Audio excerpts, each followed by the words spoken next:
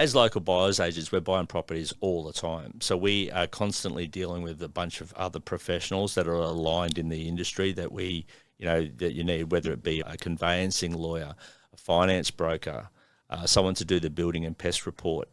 All these services are really integrated into the whole buying process. And, we certainly have many, many connections with people that we trust and we know will look after our clients. So we're always happy to help in that regard. So when people are trying to buy properties, all it seems to be is price, price, price. Everyone wants it for the lowest possible price. And I get that. That's important.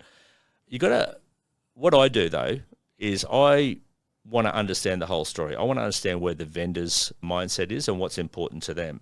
Because quite often, if we can get the terms right that suits the vendor when they're selling, we can quite often get a property at a lower price. There's been plenty of examples. I remember one, we got in a multiple offer situation. It was already on the market. A buyer came to me and said, look, I really want this property. It was super, super popular. They had 42 inspections on the first open home and 7 offers within a week.